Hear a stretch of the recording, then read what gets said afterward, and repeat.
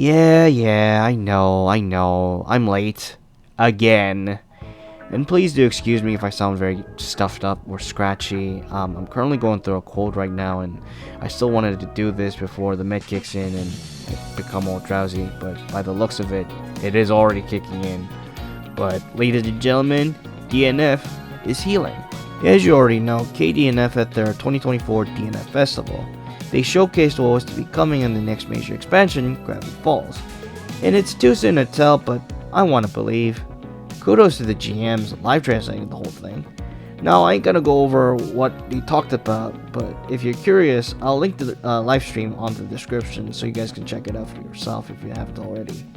Other than that, I'm hyped for Gravity Falls. They brought back equipment sets, epics are no longer dropping like candy, so it's being restored to its former glory, albeit very slowly, as well as keeping the farming process for equipment simple and straightforward. And they also reworked how fame works, so now it won't gatekeep you from certain contents.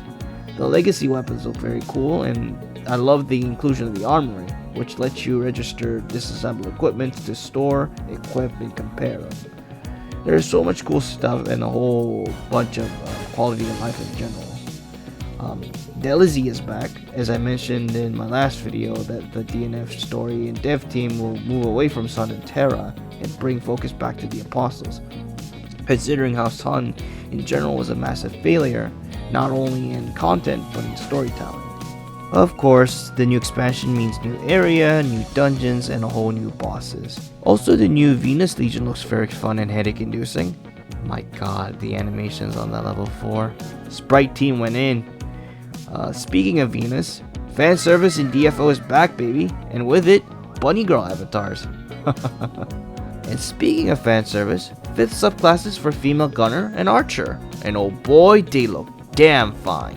The new female gunner subclass paramedic is an interesting buffer. She focuses more on shields and preventing damage, which scales to the target player's HP and will stack over multiple uses. And party members are able to receive her buffs no matter which room they're in, thanks to her unique system, calibration. And upon entering a dungeon, she'll automatically transform into her suit, which you can pick and choose which styles you want. This is purely cosmetic though, but yeah, pretty cool. Now this is a rumor I heard, but I hear her playstyle changes to a DPS when played solo. All in all, she is claimed to be very fast paced and unique. Now onto Chimera and 이 방송은 내가 점령한다. 정상에 오르는 건 비정상들이란다.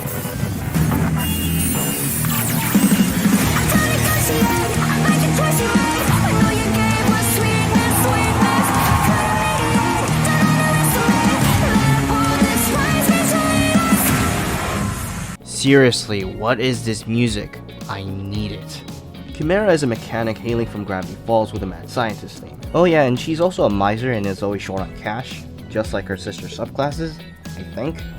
Muse doesn't look very broke, and Hunter makes good money by hunting, I reckon. But it is canon that Archer is always broke due to her tribe and the group she hails from. Anyways, focusing back onto the subclass in question, she has her unique system called Recycling, how eco-friendly, which lets her pick up the weapons she threw to reduce their cooldowns. And of course, she'll have a skill for picking up these weapons all at once. And might I say, I love Chimera's design, and they weren't certainly shy on the fan service department. She's got that machine punk, mad scientist, Harley Quinn meets Jinx kind of design. It's messy, but kind of works. Once again, I'm looking forward to Gravity Falls when it drops. We also had the Game Awards a few weeks back, and I was surprised to see both Kazan and the upcoming Dungeon and Fighter, Arad. Now, I'm very much excited for Kazan. I have heard good things about from people who attended the betas, and from the looks of it, story-wise, this is supposed to be set in an alternate world of the old Palace Empire tragedy. And looking at one of the trailers, Ozma's fiance Reese is very much dead, and Ozma just decided to raise hell, killing Kazan's family for good measure and pretty much destroying everything he holds dear. It's very much got that DFO DNA, the dark fantasy, the grit, the violence, and the tragedy. And from the gameplay's perspective, it very much reminds me of Bloodborne while having its own identity, awarding aggressive playstyles and the like, which does make sense considering Kazan is a berserker. Now, Arad. I can see and understand people's worry and complaints. It looks nothing like DFO. The dark fantasy aspect has been sucked out and is replaced with Genshin-esque moe blob. And it is supposedly Neopol's attempt at a open world RPG set in a DFO universe. I also hear it's a gacha game? I hear different things on what the game is supposed to be, but man, the characters look very alien. The ranger character borrows some design from the main game, but looks very anime.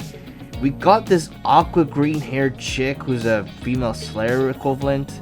Female crusader has been reduced to a little girl, and we got this protagonist looking character who confused with his spirit girl companion. Hell, even the berserker at the very end looks very off. The only one that fits the style is the elementalist, Sharon, and Tsuchiya. The rest of the roster doesn't seem to fit, and I'm pretty sure that the models and the overall tone of the game will be ironed out more in the future. I mean, I get it, they're trying to go for a much lighthearted approach while keeping the serious tone, but yeah, this feels very dime a dozen Genshin clone with DFO skin. And of course, I'll be willing to try it out, cause why not? I was already sad when I heard that they will no longer work on future seasons with DNF Duel. This game had a lot of potential and promise, but they didn't know what direction to take with it. I'm very iffy on Arad, it's very off-putting, and the complaint that people have is understandable, once again. Now, I know that this is somewhat of a weird point to wrap the video up, but thank you very much for your ongoing support, despite not me really being active all that much. Time and time again, I take a look at my YouTube stats and I notice that my videos are still being watched despite how little views I get. And I'm still getting subscribers, surprisingly. Thank you for 190 plus subs, everyone. Now, I mentioned this before, but Sun really took a massive bite out of me to the point that I'm a bit burnt out on DFO and its content creation. I still want to make videos, whether that be lore or just random stuff, but I think I'm just gonna take it slow. But words are not enough on just how thankful I am to have people come by and just watch what I put out. From the bottom of my heart, once again, thank you very much for your continued support. I like to think that I've come a long way since the DNF Duel hype train. Have a wonderful Merry Christmas and a Happy New Year. Thank you all.